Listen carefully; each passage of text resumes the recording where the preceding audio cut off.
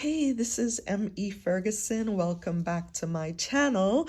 This is our community storytelling room. I had this idea for so long and I decided to go ahead and get it started. And there's so much buzz and excitement about this space.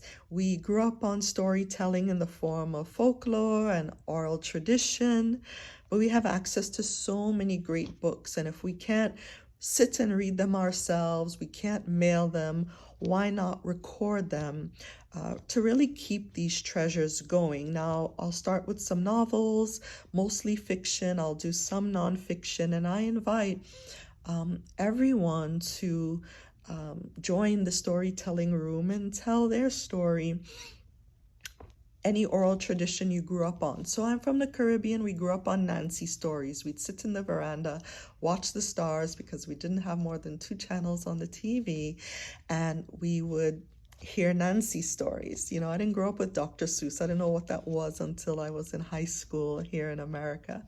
So I'm excited to bring to you a wide variety of stories, a wide variety of topics, as well as authors. I was excited to celebrate Black History Month, and I want to start with Caribbean tales. Now, I had a lot of questions after chapter 1, specifically, what is an agouti? So make sure and listen to my first video, which is over 9 minutes, reading chapter 1. Let's get right into chapter 2. We're reading The Jumbies by Tracy Baptiste, The Graveyard.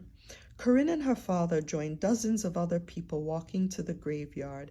It was an All Hallows Eve tradition to pay respect to those buried there. Many people on Corinne's island believed All Hallows Eve was the one night when the dead had the power to seek out the living. Some said spirits and Jumbies came out to exact revenge on those who had wronged them. Of the 2 people of the island, feared Jumbies more. In the stories, people told Jumbies lived among people, hidden in the shadows, always waiting for their moment to attack, mostly out of pure wickedness. Most believed in them, but Pierre had taught Corinne that spirits and Jumbies were all nonsense. So while some children clung close to their parents, Corinne was not afraid. She skipped ahead of everyone and began to sing, "Tidong, tidong, dong, tidong, crapo tingale, the frog is hopping, hopping, hopping, crapo tingale." Crapo, as far as I understand in Grenada, is like a stink dead frog. I don't know. They like come out at night and they're like dead by morning. I don't know. Anyway, a few of the braver children joined her. Tidong, tidong, dong, tidong, crapo tingale. Anyway, as the crowd got closer to the churchyard, their song trailed off. Children returned to their parents, and Corinne felt her father's large hand close around her own.